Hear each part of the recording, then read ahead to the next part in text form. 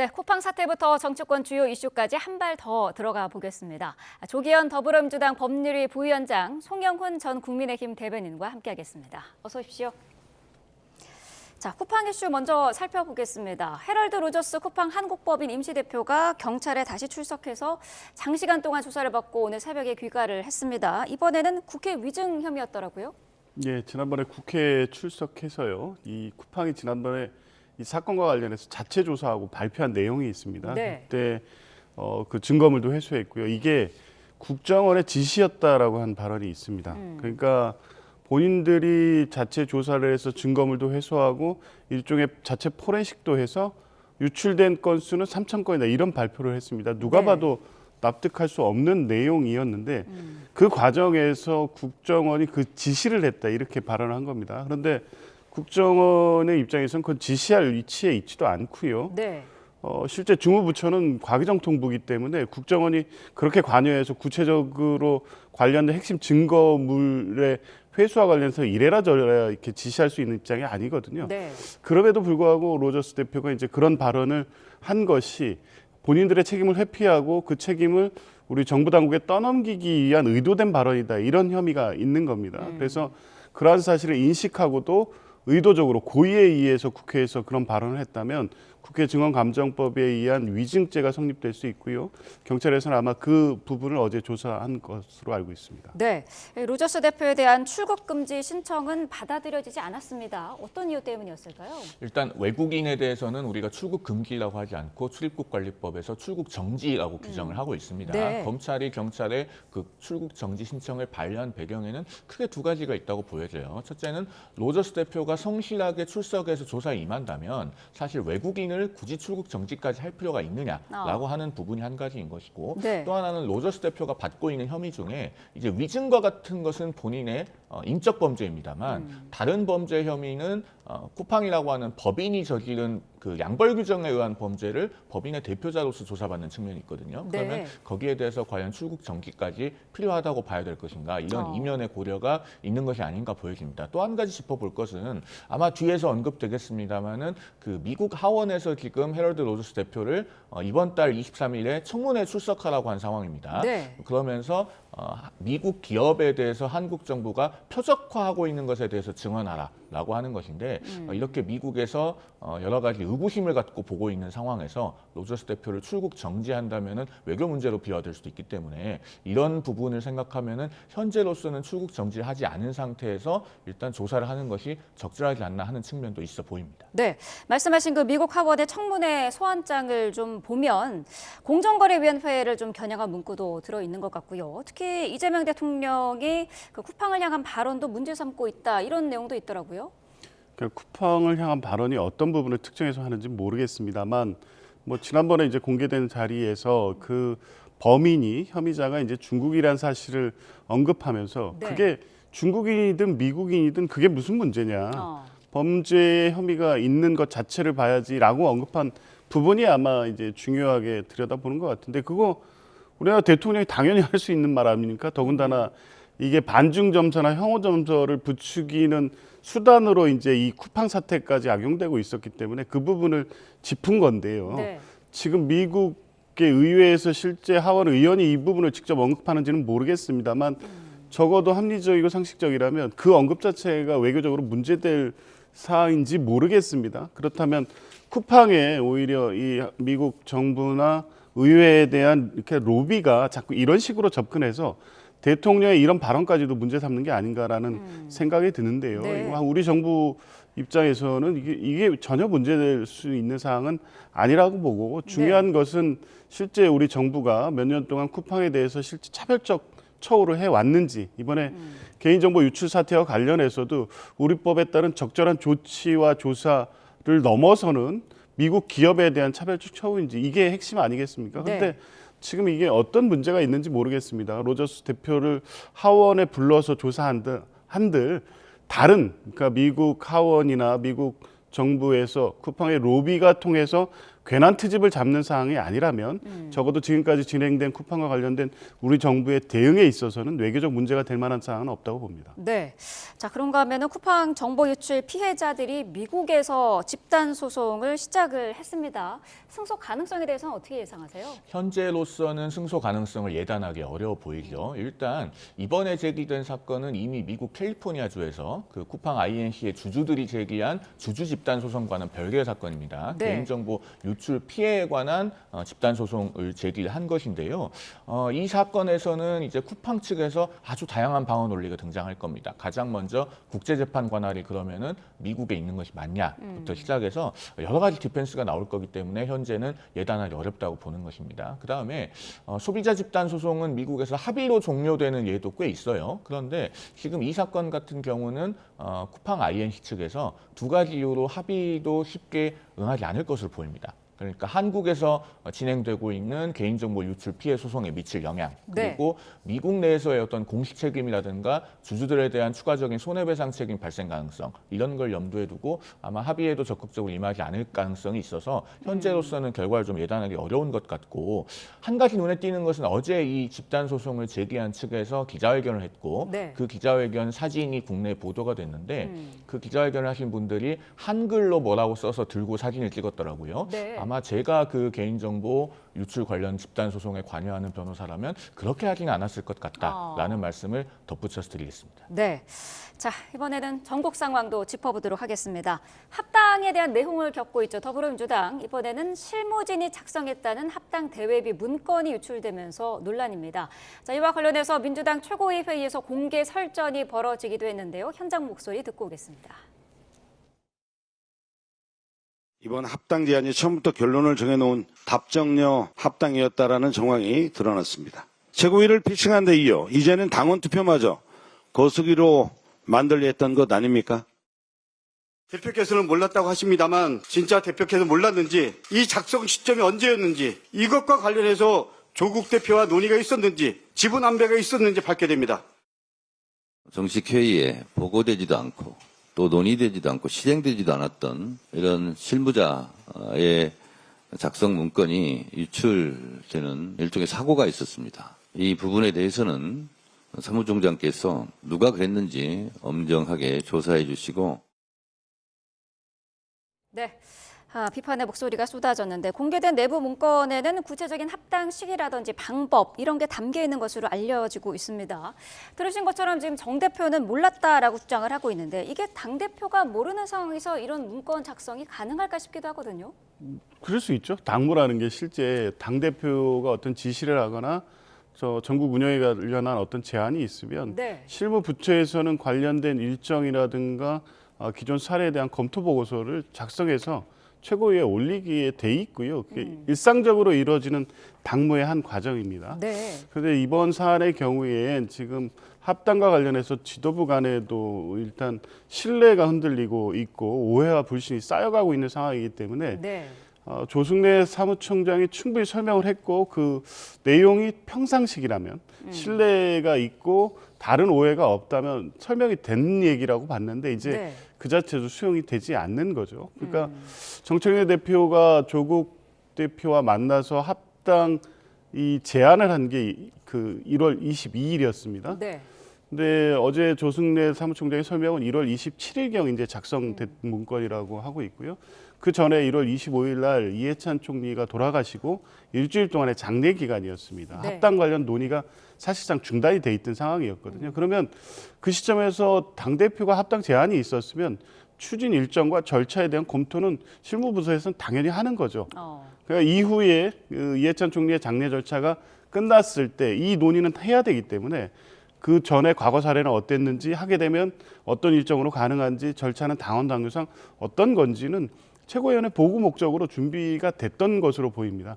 근데 이제 장례가 끝나고 사실 그 절차와 일정을 논의를 시작하지도 못할 정도로 찬반 양론이 갈려서 이런 상황이 됐기 때문에 그 문건은 사실 의미가 없는 상태가 돼버린 거죠. 근데 이제 그게 이제 지금이 노출되면서 지난번 국회 본회의장의 어떤 문자 메시지 미락설과 결부가 되다 보니까 네. 자꾸 불신과 오해가 확대되는 게 아닌가. 저는 이 문제에 대해서 뭐 정청래 대표가 지도부에게 충분히 설명하고 오해를 풀고 좀 신뢰에 기반해서 합당과 관련된 논의를 풀어가야 될 상황인데 자꾸 이런 문제가 쌓여가니까 이게 합리적 대화가 쉽지 않은 상황이 돼가는 것 같습니다. 네, 조승래 사무총장은 오히려 이게 미략서를 부인하는 문서다라고 해명을 했던데요. 어떻게 들으셨나요? 일단 저런 문건 자체, 그러니까 합당을 추진하면서 어떤 타임라인을 잡아보는 것이라든가 네. 실무적으로 합당 계획을 모색하는 것은 정당에서 흔히 있는 일입니다. 특히 당권을 가진 쪽에서 합당을 추진한다면 사무처에서는 그런 기획을 해보기 마련이죠. 그런데 여기서 중요한 것은 저 문건의 존재로 인해서 합당 반대의 목소리가 민주당 내에서 더 거세지고 있다는 점입니다. 특히 네. 이현주, 강득구, 황명선 3명의 최고위원이 현장 최고위를 보이콧하고 기자회견을 한 지 오늘로서 15일째입니다. 이 3명의 최고위원들의 단일 대우가 유지되고 있고 또 민주당 더민초라고 하는 그 초선 의원 모임의 대표를 맡고 있는 이재강 의원 같은 분도 합당에 대해서 공개적으로 강한 반대의 목소리를 내고 있는데 네. 이분은 이재명 대통령이 경기도지사 할 때 바로 그 아래에서 평화부지사를 했던 분입니다. 네. 대북송금으로 유죄 확정받은 이화영 전 평화부지사의 후임이죠. 이렇게 친명계가 완강한 반대 목소리를 내면서 대우가 유지되고 있다는 점, 이걸 눈여겨봐야 됩니다. 그렇다면은 이 문건의 내용이 공개된다고 해서 내홍이 해소되지 않을 것이고 아마도 상당 기간 이러한 내용이 계속될 것이고 만약에 합당이 이루어진다면 그 이후로도 갈등을 조정하는 과정이 녹록치 않을 것이다 라고 하는 것을 보여주는 것이 지금 현재 민주당의 상황입니다. 네, 정청래 대표는 문건 유출 경위를 조사하라고 지시를 했고요. 책임을 물어야 한다라고까지 강조를 했는데 누군가 좀 의도적으로 유출했다라고 보는 걸까요? 뭐 여러 가능성을 염두에 두는 것 같습니다. 네. 어쨌든 결과적으로 유출이 돼서 합당 관련된 갈등이 더 확산되는 계기가 됐기 때문에 네. 그 경위를 살펴보는 것은 좀 필요해 보이고요. 만약 거기에 다른 의도가 개입돼 있다면 그 부분 책임을 물을 필요가 있다고 보는 것 같습니다. 그런데 그 실제 가능할지는 좀 뭐 의문입니다. 네. 왜냐하면 이게 물론 공유된 전략 단위가 소수일 거고 뭐 잘 살펴보면 그게 어떤 경우로 나갔는지 알 수는 있지만 이게 뭐 공개되거나 어느 단위에서 논의되거나 지도부가 검토된 문건은 아니기 때문에 네. 실제 어떤 경로로 어떻게 흘러나갔는지 그게 언론사에 어떤 계기로 제보가 됐는지까지 하나하나 따져서 그 책임자를 직접 가려내기가 쉽지는 않을 수도 있고요. 오히려 이제 당 내부적으로는 그걸 확인하는 절차는 반드시 필요합니다. 왜냐하면 이게 의도가 있을 가능성이 있고 그게 당내 갈등을 부추겼기 때문에 네. 그리고 실제 실무적 검토 차원의 문서가 미락설로 확대되는 계기가 됐고 혹시라도 그걸 의도했다면 그건 분명히 좀 밝혀봐야 될 문제인데 확인하더라도 그걸 공개하고 공개적 책임을 물을지에 대해서는 아마 지도부가 좀 추가적으로 여러 가지 검토를 하지 않을까 싶습니다. 네, 이렇게 내홍이 깊어지니까 합당 논의를 바로 중단해야 한다라는 요구도 나오고 있는데 다음 주 10일에 이제 의총이 잡히지 않았습니까? 이때 어떻습니까? 좀 큰 줄기로는 결론을 낼까요? 그렇지 않을까 싶습니다. 예, 지금 어쨌든 다 합당이라는 게 이제 절차에 의해서 가는 것이고 네. 정청래 대표는 의견 수렴 절차를 갖고 있는 겁니다. 뭐 지도부에 대해서 따로 만나서 설득도 하고 설명도 하고 원로도 따로 만나고 여러 이제 그 과정을 거쳐가고 있는데 당초에 이제 계획과 달리 합당의 필요성과 실익 뭐 이런 논의가 아니라 찬반에 대한 이 설득과 설명으로 가고 있어서 이제 그 부분에 대해서 의원들의 동의를 충분히 얻느냐는 향후에 정청래 대표가 지금 강하게 계속 추진해서 실제 당원 투표로 갈 수 있을지 분수령이 될 것 같긴 합니다. 의원 네. 대다수가 반대한다면 당원 전체가 아직 뭐 확인되지 않은 의사 물론 이제 당원 투표를 하긴 했습니다만 절대 다수가 지지하는 것으로 결과는 나왔긴 한데 그래도 가능할 것인가? 왜냐하면 당원들의 의사는 당연히 이 당원 주권 정당을 표방하고 1인 1표제까지 하면서 했던 민주당으로서는 가장 중요한 가치인 거는 분명하지만 그게 선거라든가 이재명 정부의 성공을 가장 중요하게 봐야 될 이 시점에서 정치적 부담이 되는 사안일 수도 있고요. 그거에 대해서 의원들이 여러 고민들이 있을 겁니다. 그러면 네. 시기와 방식을 조절하는 제안이라든가 다른 어떤 당장의 뭐 결단하고 결정하지 않아도 되는 제안들이 여러 가지로 나올 수 있기 때문에 아마 네. 정청래 대표가 이제 그런 부분들을 충분히 의견을 수렴해서 의원총회 이후에 향후 합당과 관련된 논의의 어떤 방향이라든가 시기, 방식에 대한 어떤 결정과 결단이 있지 않을까 봅니다. 네. 자, 합당의 상대축인 조국혁신당, 그동안 민주당에서 나오는 여러 가지 상황에 대해서 불편한 심경을 표현을 했었는데 오늘 또 보니까요, 조국 대표가 SNS에 이런 글을 올렸더라고요. 선거에서 낙승할 거라는 생각은 착각이다, 이렇게 썼던데 어떻게 보셨을까요? 그러니까 지금 현재 합당 논의가 돌아가고 있는 상황이 자칫 잘못하면은 원만하게 합당이 되지 않을 것처럼 보이니까 이제 조국 대표가 직접적으로 참전한 것으로 보입니다. 네. 그리고 조국혁신당에 속해 있는 비례대표 의원들 입장에서는 아마 매우 현실적인 이해관계가 걸려 있을 거예요. 왜냐하면 민주당 전체의 이해관계만 놓고 보면은 왜 지방선거 전에 굳이 합당을 해야 되는지는 사실 불명확합니다. 네. 조국혁신당의 당세가 그렇게 강하지 않기 때문에 지방선거 이후에 합당을 진행하면은 오히려 아주 쉬운 흡수 합당이 될 수도 있어요. 그런데 지방선거 전에 정청래 대표가 매우 정치공학적으로 이 합당을 추진하면서 조국혁신당에 속한 비례대표 의원들로서는 민주당에 더 일찍 들어가서 자리를 잡을 수 있는 기회가 생겼다고 매우 반가워하고 있었을 겁니다. 그러나 지금과 같은 민주당 친명계의 완강한 반발이 있는 상황에서는 설령 합당이 되더라도 민주당 내에 들어가서 그 의원들이 일종의 서자 취급을 받을 수밖에 없는 거예요. 그리고 화학적 결합은 사실상 불가능한 국면으로 가고 있는 겁니다. 그렇기 때문에 조국 대표가 여기에 참전했는데 그럴수록 친명계의 반작용은 더 커질 거라고 봐요. 왜 그러냐면 조국혁신당과의 합당은 이른바 친문계 권리당원들이 민주당에 신규로 대거 유입되는 것을 의미하고 그것이 올해 8월에 있을 민주당 전당대회에 정청래 대표 연임에 유리하게 작용할 수 있을 것이라는 전망 때문에 이 모든 내용이 생기고 있는 것 아니겠습니까? 네. 그런데 정청래 대표와 조국 대표의 연합전선을 더 가시화해주는 이런 SNS 메시지가 나왔기 때문에 모든 정치 행위에는 작용도 있고 반작용도 있다는 그 법칙을 생각해 보면은 친명계의 강력한 반대는 한동안 더 이어질 것으로 보입니다. 네. 민주당 내부 의견이 다른 팔을 쳐내고 혁신당을 짓밟으면 선거에 도움이 되는지 생각해봐라라는 글도 썼는데요. 어떻게 보셨을까요? 조국 혁신당으로서는 지금 난감할 겁니다. 민주당 정청래 대표가 먼저 제안을 했고 네. 조국 대표가 수용하는 방식으로 합당 제안과 논의가 시작이 됐는데 민주당이 이제 의견이 정리가 안 되고 오히려 더 쉽지 않은 상황으로 가고 있으니까요. 네. 근데 사실은 합당 자체에 대한 반대가 아닌 거고요.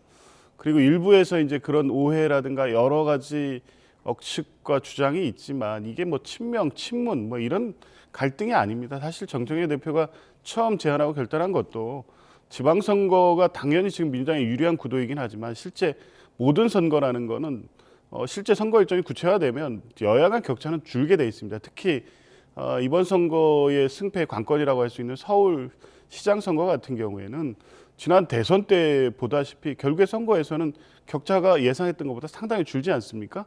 그런 고려를 한다면 대략 한 3% 내지 5%의 지지를 받고 있는 조국혁신당 후보가 네. 호남이나 주요 경쟁하는 지역에서 나올 경우에 민주당 승부가 쉽지 않은 상황이 될 수도 있다는 현실적 고려, 이게 중요하게 있는 거고요. 그리고 이재명 정부의 성공이라는 어떤 대의와 목표, 이것도 분명한 겁니다. 왜냐하면 일단 선거에서는 일부 지역이라도 경쟁하는 구도가 되면 이후에는 같이 우당으로서 이재명 정부의 성공을 위해서 같이 힘을 모은다고 하더라도 경쟁하는 가운데는 긴장이 생길 수밖에 없고 주요 어떤 개혁 과제에서 선명성 경쟁 때문에 대통령의 부담이 되는 상황이 발생될 수도 있습니다. 이 두 가지를 한꺼번에 해결하기 위해서 합당 제안이 있었던 거고 조국 혁신당 역시 그러한 대의에 공감했기 때문에 이제 가는 것이죠. 지금 상황에서는 어쨌든 민주당의 상황을 지켜볼 수밖에 없는 상황인데 네. 아마 이제 설 전후해서 민주당의 입장이 정리가 되면 다시 냉정해져서 네. 이게 실제 단기간에 지방선거 전 추진 완료라는 당초의 정청래 대표의 계획이라든가 생각으로 갈지 아니면 그 이후로 넘어갈지에 대한 가닥이 잡힐 거로 보고요. 그 안에는 이런 여러 가지 소란과 논란은 당분간 계속될 수밖에 없다고 봅니다. 네. 자, 국민의힘의 내홍도 만만치가 않습니다. 장동혁 대표 자신에 대한 재신임 투표 카드를 꺼내 들었는데 자해 정치라는 비판에도 계속해서 지글걸라면서 응수를 하고 있습니다. 듣고 오겠습니다. 지방선거 이겨보자라는 지금 당내 최소한의 어떤 발버둥에 직을 걸라는 식으로 자해 정치하는 것에 대해서 아직도 우리 지도부가 한가하구나. 어제 제 입장을 밝혔습니다. 그렇게 비판할 것이 아니라 직을 걸면 됩니다. 네, 장동혁 대표가 제시한 기한은 끝났습니다. 어제까지였지 않습니까? 재신임을 요구한 사람이 결국에는 없었는데 직을 걸라라는 그런 조건 때문이었을까요? 어떻게 보세요? 그런데 저렇게 장동혁 대표가 말한 것처럼 일종의 다 걸고 한판 붙자라고 하는 요구에 응하는 것이 정치 도의상 그리고 정치 윤리상 맞지 않는 겁니다. 왜냐하면은 국민들께서 선출해 주신 선출직은 임기가 헌법이나 법률에 보장되어 있고 네. 그리고 국민들께서 주권을 통해서 일을 맡긴 겁니다. 그러면은 그 약속을 헌신짝처럼 저버리고 정치적 내기와 흥정의 대상으로 삼는 것이 맞느냐라는 측면에서 이러한 요구에 응하는 것이 맞지 않는 거예요. 더더군다나 지금 국민의힘의 국회 의석수가 몇 석입니까? 107석이죠.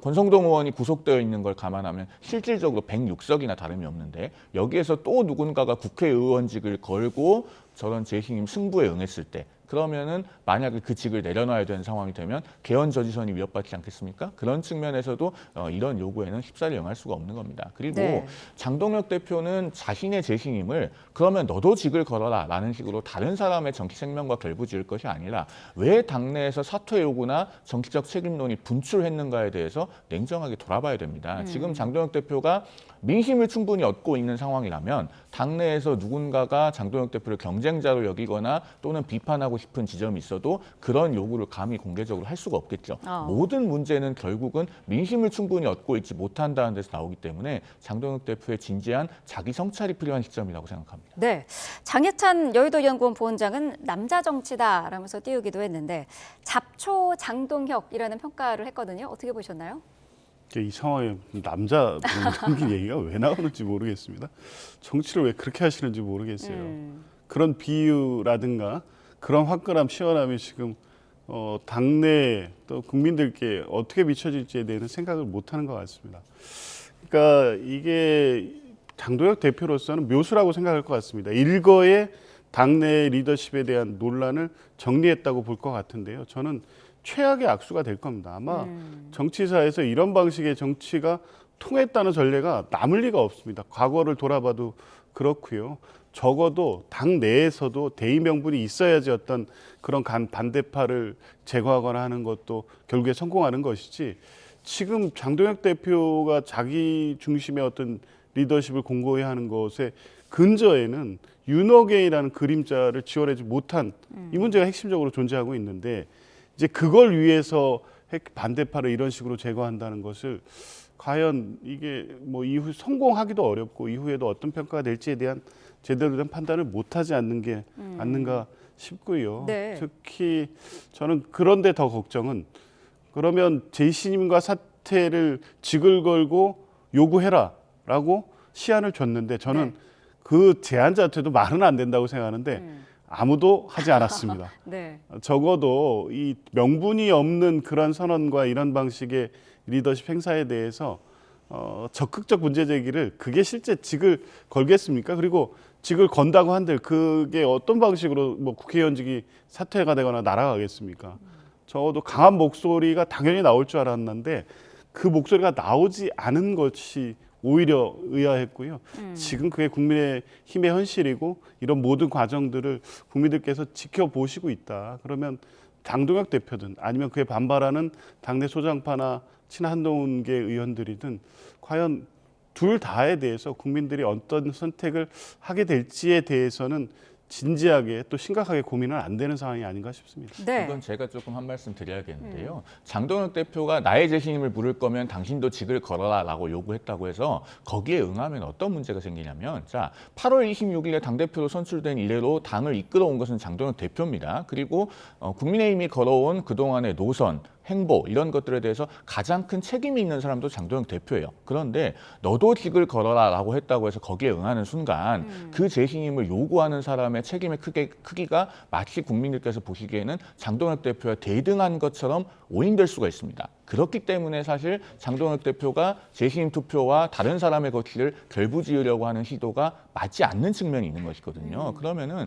거기에 응하는 것이 오히려 정치적으로 현명하지 않은 것입니다. 그리고 지금 이렇게 재신임 요구가 등장하게 된 상황은 단순히 재심 투표를 하지 않는다고 해서 해소되는 것이 아니고 앞으로 지방선거 때까지 민심이 회복되지 않으면 계속 남아있는 문제이기 때문에 이 문제가 완전히 해소됐다고 하는 것도 사실은 맞지 않다라는 말씀까지 아울러 드리겠습니다. 네, 이 부분은 어떻습니까? 지금 구구 유튜버 고성국 씨죠. 전두환 사진을 이제 당사에 걸자라고 제안을 했고 여기에 국민의힘 서울시당이 징계 심사에 착수를 했는데 서울시당은 지금 친한계 배현진 의원이 위원장을 맡고 있지 않습니까? 그런데 국민의힘의 중앙윤리위도 배 의원 징계 논의에 들어가 있는 그런 상태입니다.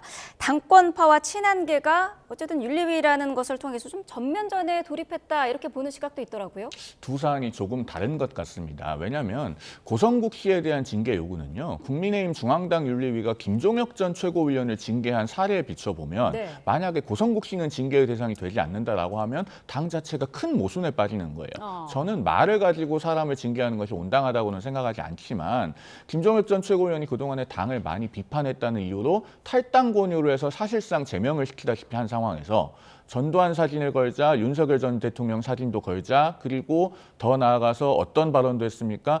김무성이가 아직 안 죽었나요? 라고 하는 입에 담지도 못할 막말까지 했습니다. 네. 이런 사람에 대해서는 아무런 징계도 하지 않고 넘어간다. 그러면은 그 자체가 얼마나 큰 모순이겠습니까? 그다음에 배현진 의원에 대한 징계 회부는 사실은 그 사유가 존재하는지에 대해서 저는 큰 의문이 있어요. 한동훈 전 대표에 대한 징계 국면에서 서울의 21곳의 당협위원장들이 징계에 반대하는 그런 성명을 발표했는데 네. 이 과정에서 배현진 의원이 서울시당 위원장으로서 그 지위를 남용해서 마치 서울시당의 입장인 것처럼 보이게 했다라고 하는 것이 징계 사유라는 거예요. 네. 그런데 그 성명서에 보면은 21명의 실명 그리고 지역 정확하게 다 나와 있습니다. 그럼 그게 어디를 봐서 서울시당의 입장으로 보이겠습니까? 그러면은 한동훈 전 대표 제명, 김종혁 전 최고위원 탈당 권고에 이어서 배현진 서울시당 위원장까지 찍어내기 또는 직무정지를 통해서 힘을 약화시키려고 하는 이런 일련의 시도가 있는 것이 아니냐 하고 국민들께서 매우 큰 의심을 가질 겁니다. 저는 우리 당에서 그렇게 국민들로부터 의구심을 사는 행동을 해서는 안 된다고 생각합니다. 네, 알겠습니다. 두 분 말씀 여기까지 듣겠습니다. 조기현 더불어민주당 법률위 부위원장, 송영훈 전 국민의힘 대변인과 함께했습니다. 고맙습니다.